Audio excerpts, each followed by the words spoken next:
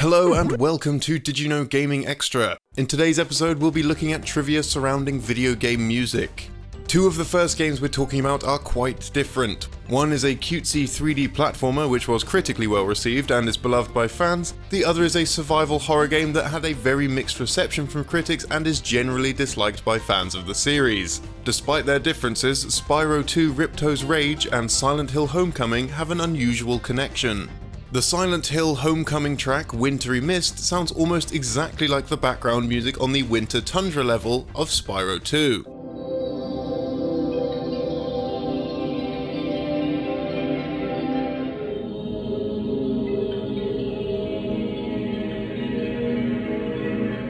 In fact, when the Spyro 2 music is slowed down by about 19%, the waveforms of both tracks become almost identical. Although it may seem like a case of plagiarism, this is more likely a coincidence. While composing Spyro 2's soundtrack, musician Stuart Copeland used samples from a sound library called Distorted Reality 2 by Spectrasonics. It seems that Homecoming's composer, Akira Yamaoka, used the same library samples as Copeland. Both men likely manipulated the Distorted Reality 2 sample Luminize in similar ways, resulting in near-identical sounds. Another PlayStation classic that has some interesting audio facts is Tomba, also known as Tombi in PAL regions, and it is the European version that we'll be focusing on here. The European game has a different intro theme to the North American and Japanese versions.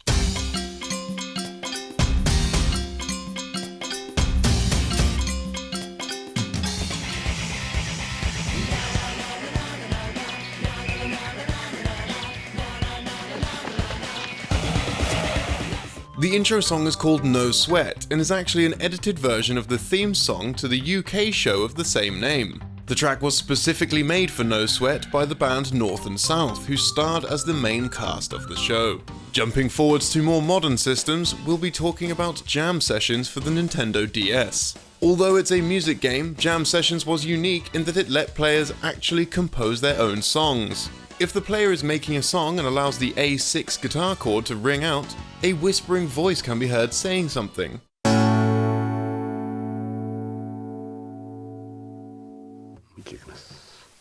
Western speakers originally believed this voice was saying "Don't kill us" or "Forgive us." Spooky.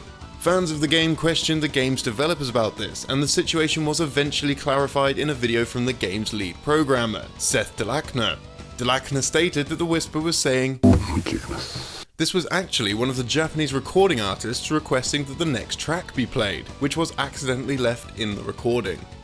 Jumping over again, this time to the Nintendo 3DS, we'll be talking about the Legend of Zelda TriForce Heroes. The game's music is pre-recorded and fairly high quality, making it impractical to share these files over multiplayer download play and fit within download play's memory limitations. To get around this, the game developers created lo-fi 8-bit renditions of each track, which would be much easier to store and quicker to transfer to other players. However, the developers also believed that the players would want to hear these renditions outside download play. To accommodate for this, they created the Timeless Tunic, an outfit that enables the NES-inspired 8-bit music and turns Link into a blocky, retro-styled character.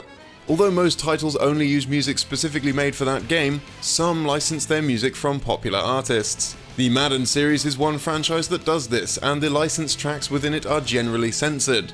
Some notable examples are the word gangster being censored in Pitbull's Fuego in Madden NFL 08, and the words God and Crime being censored in Kevin Rudolph's song Let It Rock in Madden NFL 11. Despite all this censorship, EA Sports did not censor the word erection in B.O.B's song Created Monster, which was featured in NFL 10. And now it's time for this episode's random piece of trivia. Today we're talking about the much-loved Pokemon Gold and Silver for the Game Boy Color. Originally, the region of Johto was based on the entirety of Japan, rather than just the Kansai region like in the final game. Towns and dungeons in Johto were based on areas within the country, at least in the Space World 1997 demo. In this build of the game, there was a north city based on Hokkaido, a west city based on Osaka, which became Goldenrod City, and Mount Fuji, which likely became Mount Silver. Due to this, Kanto, which was based on the Japanese region of the same name, was compressed into a single map, with Blue as the gym leader. In the final game, Kanto would get its own map with an entire set of gym leaders. And if you want more facts about Nintendo games, you should click the link at the top right corner of the screen to watch our video on Nintendo's cancelled VR console. Also, I'll just quickly mention the region-locked book. If you're interested in regional exclusive games or you just like books, check out the link in the description below. This might be for you.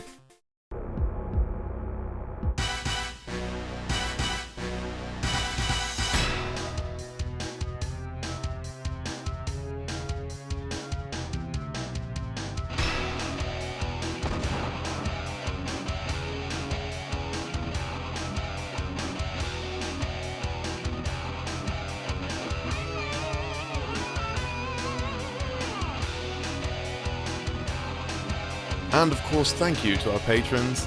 You guys are the best around. You're the best around. No one's ever going to keep you down.